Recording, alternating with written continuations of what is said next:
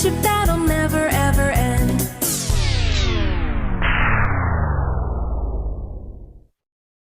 Run!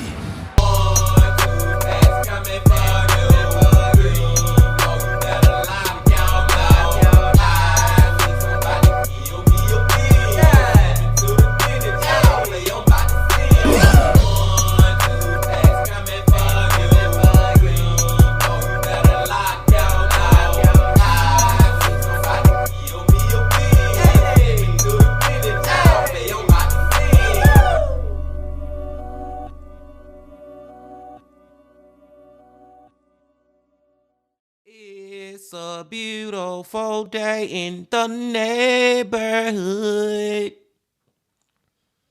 Reaction Beanie Yo for 155. Day in the neighborhood. My brothers and sisters. It is that time once again, my friends, to get into one of these true crime, horror, dark, deep, and mysterious, what the is going on type of videos. And today, it is Wednesday. So y'all know who we're about to go back to. Mike from that chapter. That chapter Wednesdays. Hope y'all doing excelente out there today. And I'm glad that you came on back to the channel once again to fuck with the bean. And the title of this video is so freaking interesting to me, man. Escaped killer decides to take cops down with him.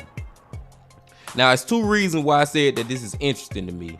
Number one, how in the hell you let a freaking killer escape from prison? You know what I'm saying, man? How did y'all end up letting that happen? And then the second part is take cops down with him. Like, I'm wondering, was he on the verge of getting caught again? You know what I'm saying? After he escaped and maybe he had a gun and he started saying like, F it, I'm gonna try to kill as many police as I can before they kill me. Or did he really did kill some police and then decided to turn the gun on himself? Like, it's just interesting, man. I think this is gonna be a great video from Mike because it's always a delight when we get to go back to him.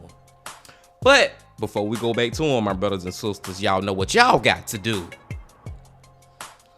Get whatever you might need. Get what you need, please. Another That Chapter Wednesday. Y'all got what y'all need, y'all ready to go? Then let's go. Hey you, and welcome. My name is Mike, and in this old video, there was a family driving their recreational vehicles, their RVs, down the road in upstate New York. This was, in the middle of summer, very rural part, surrounded by fields and forests on all sides. As they were driving, they heard a loud crack, thinking they had just punctured, like driven over something, a wheel had been punctured. They kind of pulled over to the side of the road, got out, examining, all the wheels of the car. However, when they got out, they saw a man approach them from the tree line. He had a shotgun in his hand. This story is woof. We got escaped killers on the run, the help they got from the inside in exchange for some really funny bad paintings, and a hunt across upstate New York. Before we get into it, please click that little subscribe button to see new videos every single week. Now, let's give it a go. Let's give it a go. Get whatever you may need.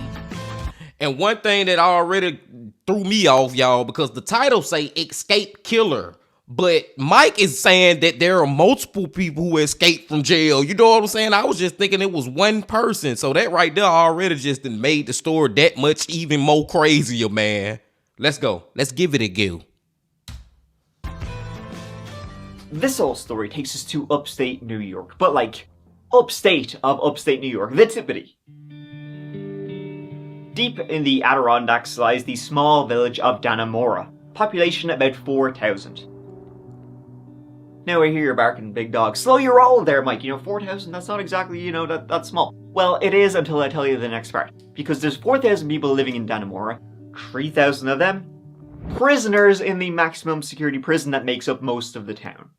Wow. The biggest prison in the state. That is Clinton Correctional Facility to you and me.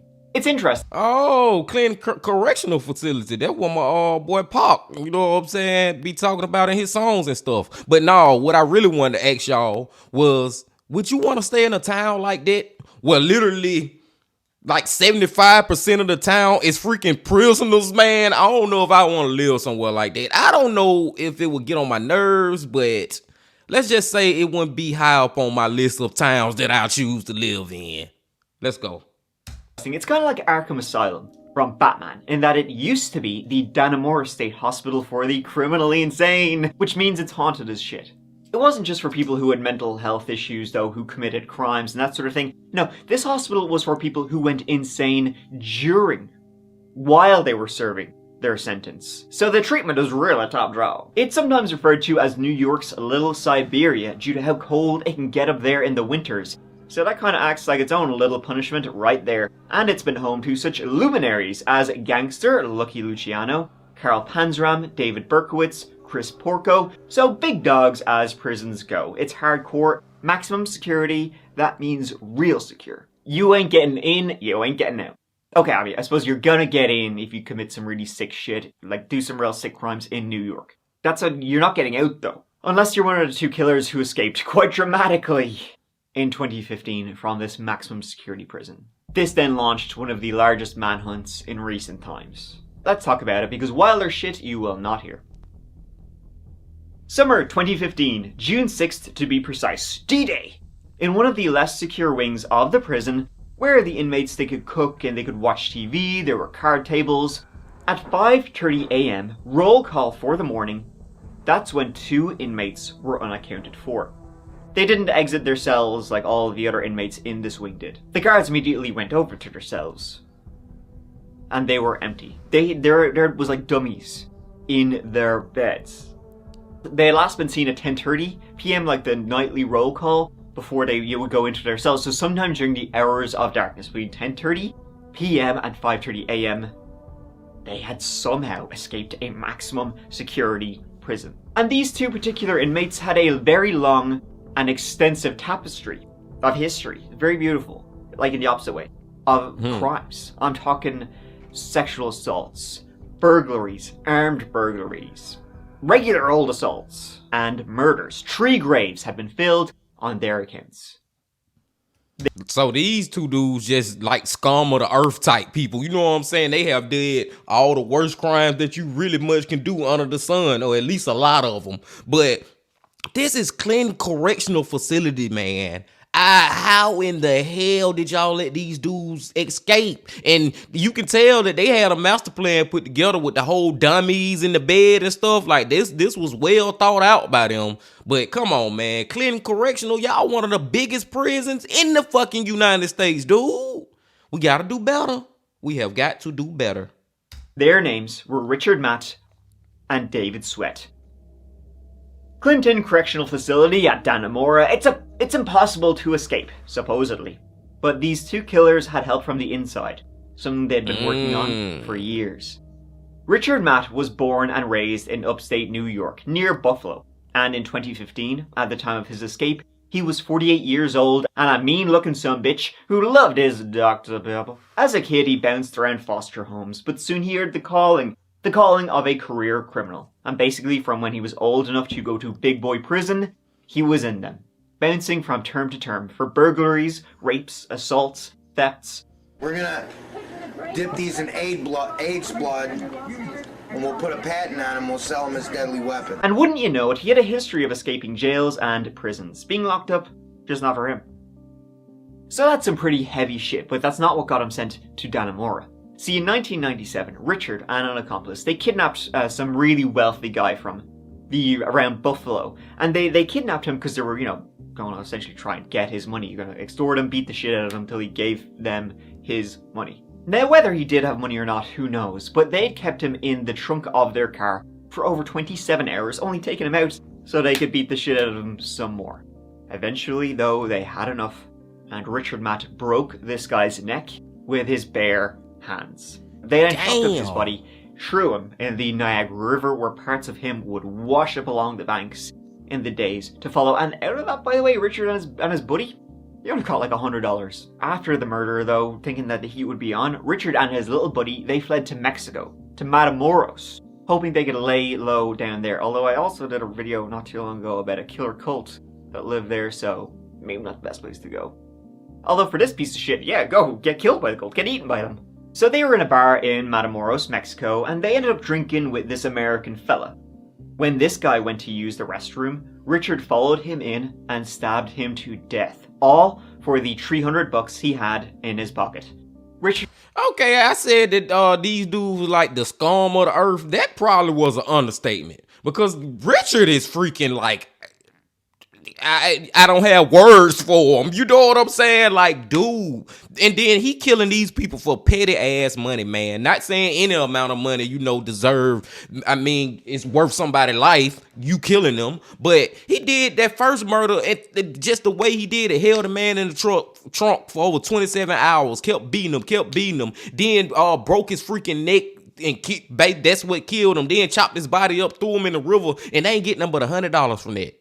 Like, this dude here is on some other stuff. Then just like that little video clip where he had like a pen or whatever the freak it is in his hand, talking about we gonna dip this in AIDS blood, then sell it as a deadly weapon. Like, this man is a little beyond what I said earlier, y'all. That was an understatement, man. Woo, let's go.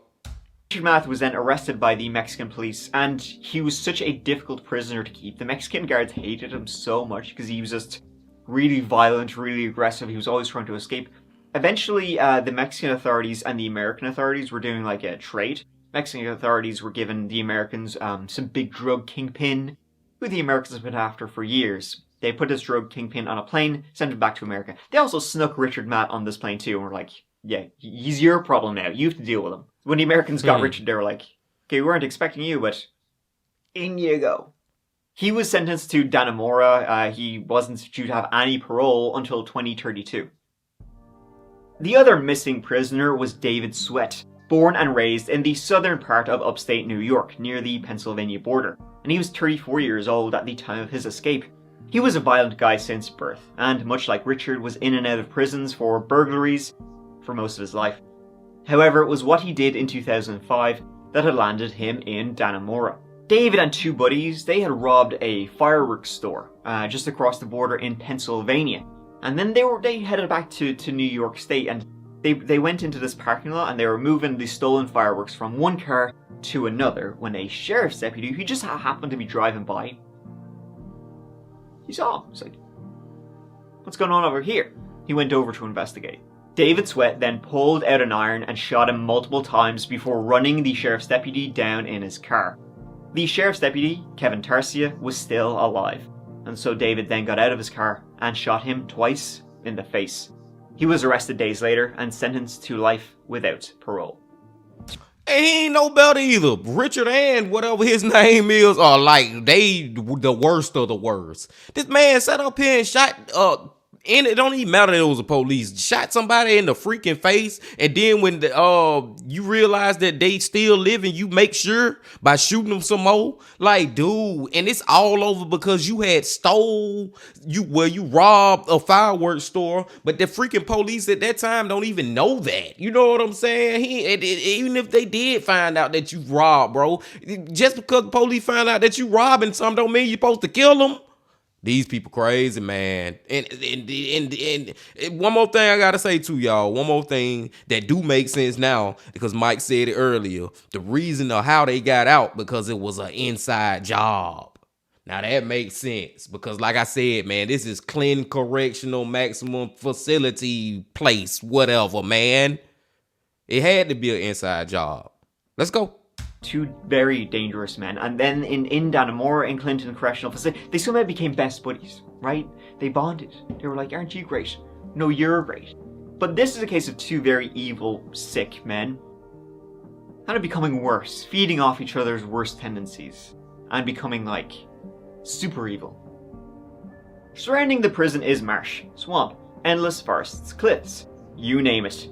An inhospitable hellscape where the very air you breathe is a poisonous fume, aka beautiful upstate New York. It was folly to escape. This immediately became big news, with every agency you can think of being involved in the search for the two missing killers. US Marshals, ATF, FBI, Forest Rangers from the Adirondacks, Border Patrol, even the RCMP, as they were so close to the Canadian border. Well, just woke up this morning and basically heard cop cars going up and down the road. tried to figure out what was going on. Residents in the neighborhood surrounding the Clinton Correctional Facility were frightened to hear the news of 2 escaped prisoners. There's really never been anything really like this before. This is the first time anyone, let alone 2 convicted murderers, has ever escaped the maximum security portion of the prison since it opened in 1865. A lot of traffic. They're stopping every car going up or down 374. The intersections, I'm understanding each one of them is being patrolled with COs or troopers with rifles. The schools in the nearby towns closed down. It was locked down for everyone in like a 10-mile radius. There was a $50,000 bounty per escaped prisoner, which was eventually raised to $75,000. The bloodhounds were out in force and searching. They had no clue where the 2 men had gone. Now to the upstate prison break. It's been 4 days since 2 convicted killers escaped that maximum security prison. And dozens of officers headed into the woods on foot in upstate New York, searching for 2 escaped inmates. Convicted killers David Sweat and Richard Matt have been missing since Saturday. They could still be here, you know, in the area, that their getaway car or whatever it was didn't show up.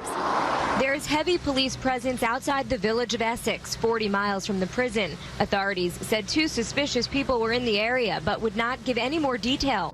They had simply vanished into the woods. For the first week, there were 0 confirmed sightings of the pair. Panic mode for everybody kind of in the area. In fact, some prisoners in the Dannemora prison would later report that the guards were so, upset about these prisoners escaping and were so panicked to try and find them that they allegedly started beating the shit out of prisoners, demanding to know what they knew about the escape, where they could have gone.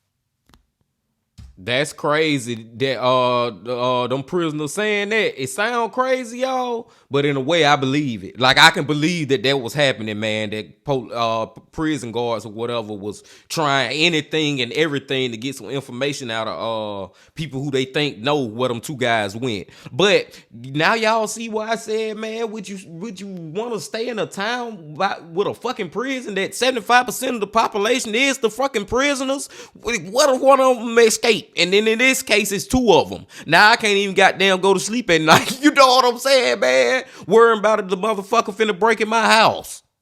Let's go. It can be hard to track killers on the run, as we are, seeing here. Extremely hard. But of course, if you didn't want to be tracked, what would you do? What would you do? Why, use NordVPN, of course. I knew Mike would come in here commercial. But seriously, man, I know that whole town was just uneasy as fuck, man. Like, dude, 2 prisoners just escaped, and this is a very small town. Even though you would think, or at least I would think, that the prisoners got the hell out of that town, like, soon as they could. You know what I'm saying? It wouldn't even be smart on them to stay there, but it still would be in the back of your head. Well, we past this commercial. Let's go. Thank you so much to Nord for supporting that chapter. Now let's get back to our killers on the run. Discovery that 2 killers were missing came during the daily bed check early Saturday morning. State police tell us they are checking camps and abandoned buildings in the area. 1 full week now. 2 escaped killers have eluded capture. This really could have been a movie script, and if you saw it as a movie script, it would have been unbelievable. So how did they get out of their cells in the middle of the night? There would be sightings of Richard and David, some 300 miles away near the Pennsylvania border. Other people would see them, strange figures in the woods. They would find in hunting cabins that had been broken into around this time, when it's not hunting season, that kind of stuff. Their clothes were filthy, they were covered in bug bites and mud. They looked like they were 2 campers who'd gotten lost out in the wilderness of upstate New York. And I suppose they kind of were. People would see what they thought were hikers and stranded campers because the 2 escapees were so rough looking. But either the 2 men would flee as soon as they were near anyone, or else were so damn mean looking, the help you're gonna give these stranded campers? Well, you'd think twice, because they looked like they had some damn secrets they would only share with your corpse. But how did they get out of their cells in the middle of the night? The Shawshank Redemption, right? The whole thing where he's like chipping away slowly, and then he eventually breaks through, he kind of gets through the other side of the walls or whatever, the back walkways, and then he has to climb through the shit pipe to get out of the prison. It's the exact same as that. Almost literally the exact same. They started carving holes in their cell wall using tools they'd received from some inside help, which I'll get to that in a second. And after doing this for weeks, on the night of, it was go time. They left dummies in their beds. Then it was through this hole they'd carved in the corner of their wall. Then time was ticking. 7 hours before morning roll call. Got some watch issues.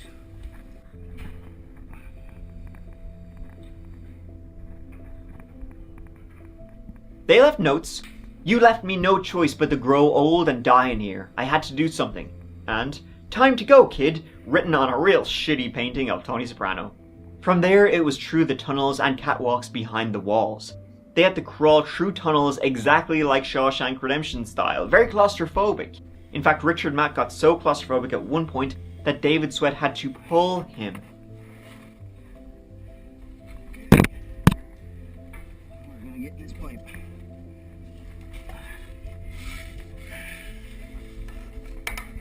They then left another note. Have a nice day, which they also weirdly used to demonstrate their racism towards Asians, which has nothing to do with anything, I guess, but they really just couldn't hold it in anymore. This video, by the way, is showing their exact escape route. They eventually made it out of a manhole in downtown Dannemora, located about 150 yards outside the prison, and from there, it was to freedom. And so what help did they... That is so crazy watching them, the police reenact that escape route.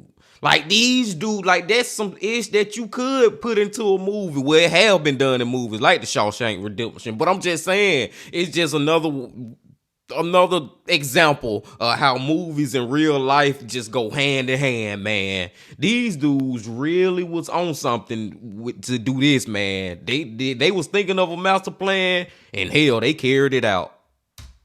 Have, like, from the inside. Joyce Mitchell was a local of upstate New York. After finishing high school, she got a job at a local factory. Now Joyce, she had a pretty regular existence, nice family life. She had married her high school sweetheart, they had a kid together. But during that marriage, she did have an affair with a co-worker at the factory, and this led to the marriage falling apart. Joyce left her husband for this other guy, and they married each other. Damn. However, it was at this factory that she worked at, where they made slippers, if you can believe that.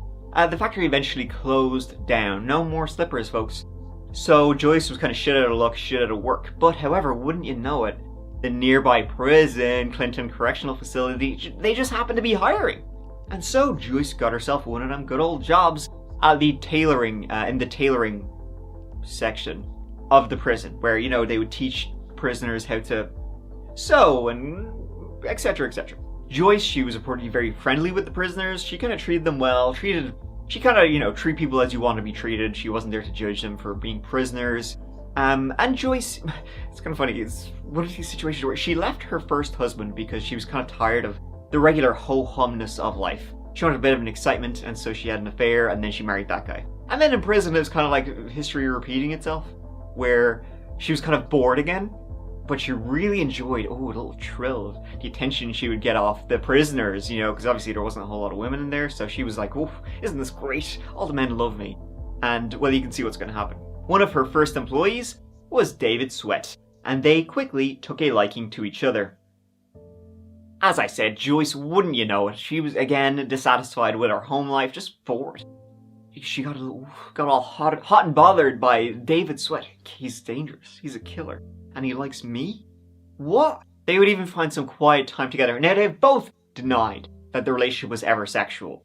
And in fact, you know, who knows if it was. The fact that Joyce and David were a little bit too close was reported to people who worked in the prison. There was, in fact, an investigation done saying, you need to check yourself before you wreck yourself, to Joyce. The investigation found nothing improper, but also at the same time, Joyce and David would go off together, and disappear for... So the investigation obviously just wasn't very good. They were clearly banging. Even though they denied you were banging. Like, what else are you gonna do? At one point, David was removed from the tailor shop and sent to a different part of the prison, something he was not too happy about. And so Richard Matt, his best friend, then swooped in with Joyce Mitchell. Essentially where David left off, Richard was there. And so Richard and Joyce began having a few old smoocherinos. She was giving him kisses to his head. Both of his heads. She was very easily manipulated by the two men who were master manipulators. Both were reportedly very charming and all that stuff. I mean, gee, charming people can lie and be criminals. This is mind-blowing stuff. So they got... I think Mike, in a roundabout way, just told us basically that Joyce was a hoe. I'm just gonna go and put it out there, man. I'm gonna say it because Mike ain't say it. Joyce was a hoe, man. From the very beginning of cheating on her freaking first husband and getting, not only did you cheat on him, you left him and got into a whole nother marriage with the damn dude you was cheating on him with. You get to the prison and all these men around and you getting all hot and bothered and all wet in the pants, and next thing you know, you banging two of them and they homeboys. What else would y'all call that, my brothers and sisters? Why she's still freaking married now? She in the prison banging people, married to the dude that she cheated on her first husband with. Come on now. It's only 3 letters that you can call it. All seriousness though, all seriousness, y'all. I hope that she be held accountable for this too. You know what I'm saying? I don't know if she should get life or, well, she probably not gonna get life because she not a murderer herself, or, you know what I'm saying? But she did help these dudes escape. So I hope she do get some time, and I hope it's worth it. Let's go.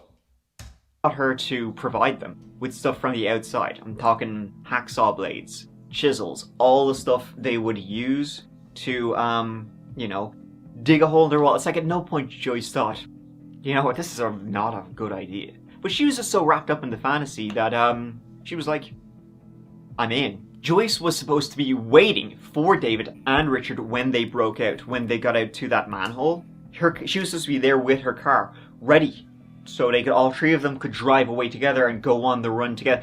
I get this. They were in fact supposed to kill her current husband. Richard and David were supposed to murder her husband. Just when you think people can't get any stupider, they do. But Joyce, having one last minute realization of remorse, of guilt, of whatever, and realizing, wow, this is really fucking stupid. She wasn't there. When David and Richard, they got out of the manhole, they were expecting her to be there, she wasn't there. They did start freaking out, but eventually they just booked it into the woods. They were also helped by a prison guard. It wasn't just Joyce, there was a prison guard named Gene Palmer, who also was helping the 2 guys. I don't think he was sucking them off like Joyce was, but you never know. I mean, they were reportedly very charming. No, instead he provided the boys with tools they used to escape. See, he acted as an intermediary between the boys and Joyce. Palmer was allegedly given frozen ground beef by co-worker Joyce Mitchell that had hacksaw blades and screwdriver bits hidden inside. In a sworn statement, Palmer said Mitchell left a package for me to give to inmate Matt. I then approached Richard Matt and passed the hamburger meat to him. Mitchell is charged with hiding the tools. This was in exchange for some real shitty paintings the police later found hanging in his house. Well, there's no accounting for taste, I guess. He thought he had some real Rembrandts on his hands. That just make it even that more crazy, y'all. That not only one person involved with helping them escape, it was 2. Like, this is an inside job. You know what I'm saying? Like, these dudes, this man and this lady, y'all crazy as hell, helping some freaking murderers escape from prison. Are you freaking kidding me? What the hell is wrong with you? Huh. As I said, the search was intense, but the 2 men had just vanished into the wilderness. This is in an incredibly remote part of the country. They did, however, find a number of cabins in the woods which had been broken into, so police assumed they'd been moving from one to the other, from cabin to cabin. And in fact, they found shit-stained underwear in one, and discovered that Richard Matt was quite sick after he'd ate rotten food he found in one cabin. In fact, the 2 boys were almost caught numerous times. One time they were actually hiding inside a cabin. The searchers, the authorities, the police, whatever, came up to check this cabin, and they didn't check it thoroughly enough. The 2 guys were hiding in there, they didn't spot them, the authorities left. Whew, that was a close one. Another time, David Sweat was hiding in a tree, up a tree. An officer was walking literally right underneath the tree. Didn't see him. A man who owns 50 acres of land there says police told him they think the convicts may be on his property. It's part of 3 to 5 miles of extremely difficult terrain of rocky, dense brush. There are also nearby vacation homes and cabins that have not yet been occupied for the season where the men could be holed up. The search expanded to the surrounding counties. All the while, the 2 lads were constantly on the move. The 2, still moving throughout the wilderness, separated on June 23rd, 17 days on the run. David Sweat would say Richard Matt was slowing him down, right? He was cutting him loose. I mean, they were both killers, so it's not exactly like they would have loyalty to anyone, least of all to each other. Richard was, you know, he was older, and he was also reportedly sick, so it's like, it was then 3 days after they separated, that a family driving their RV in Franklin County heard a loud bang. They assumed it was a puncture. They got out, all the wheels looked fine, but they noticed this little hole in the RV.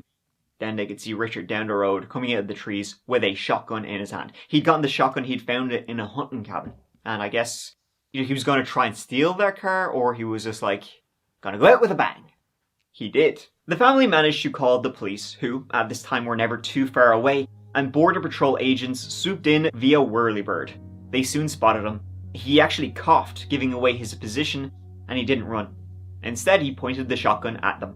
He didn't listen to commands to put down the gun, at which point he was shot 3 times. Shot dead. Richard Matt was covered in bug bites and blisters, clearly living in the woods the entire time. However, David Sweat, he was still out there. It was 2 days later that a state police sergeant driving down the road spotted David Sweat simply walking along the side of the road. He pulled around immediately, began flashing the lights, at which point David booked it into the woods. As he ran, the officer got out, whipped out his firearm, and shot David twice, hitting him in the shoulder and the arm. He called for backup. David Sweat was taken to hospital, and he would make a full recovery. He was then taken to 5 Points Correctional Facility, also in New York. In total, David had been on the run 22 days. They had got about 60 miles from Dannemora. That's a long time that they did last escape though, y'all. 20-some days for him, and I think like 17 for the first guy.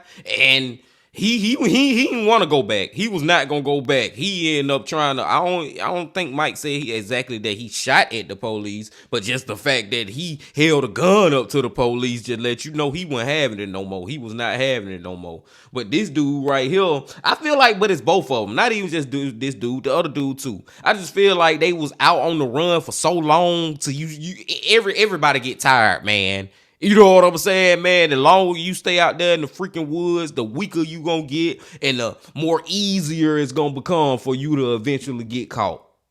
Let's go. Roz, what a dramatic end.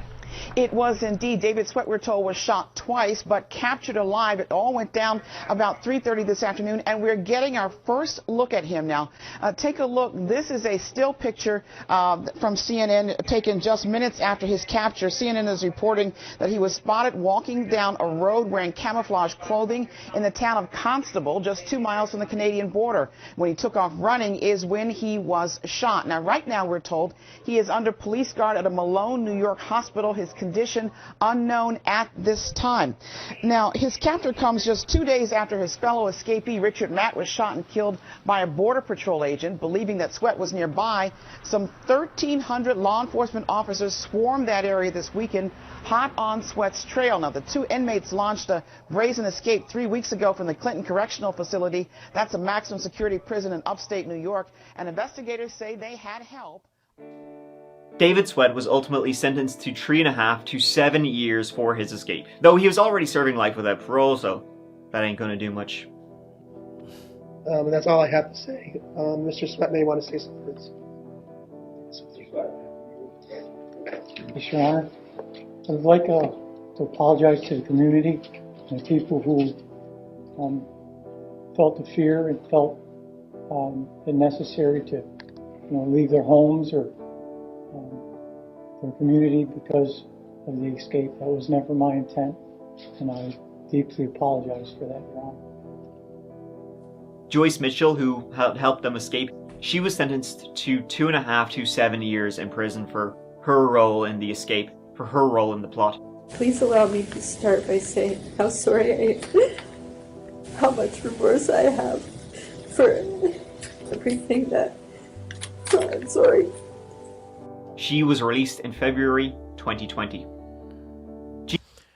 I guess I'm okay with her sentence. I was very interested to see how many years she would get. Now, me personally, I would have did like instead of 2 to 7 and 2.5 to 7 years, I'd probably been like 5 to 10. You know what I'm saying? I would have been thinking real hard about giving her them 10 years, my brothers and sisters. But I'm okay with what she got, though. I'm okay with what she got. Now, if they would have got out and actually murdered some people, some more people, now, hey, it's a whole different ball game. Now, I'm finna have to lock your ass up for the rest of your life. You know what I'm saying? But that didn't happen, so I'm okay with the sentence, I guess. And I rarely say that over here on our channel, y'all.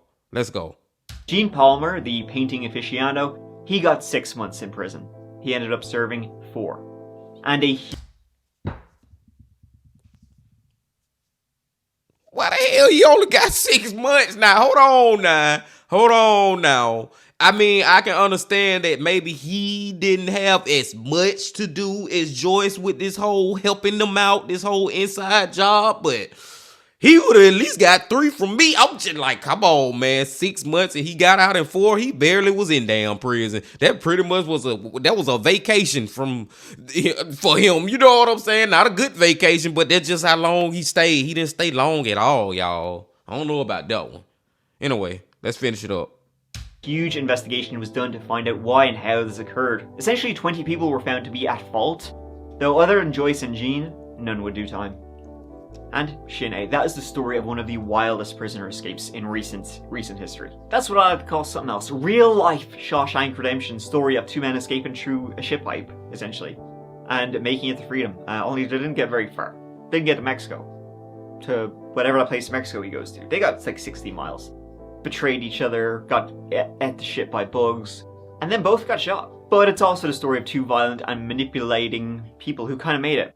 Almost made it, kind of, sorta. I hope you took notes, you psychopaths. Thank you so much for watching, it means so much to me as always.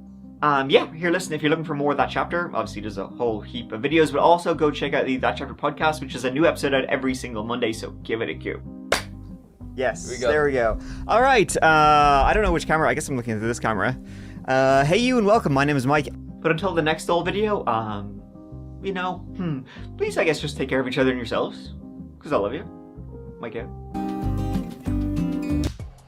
Another great video from Mike, y'all. It is always a delight when we go back to Mike, man. Listen, one thing I gotta say is that the dude who survived, because one of them didn't survive, but if he would have survived, I think he would think like this too.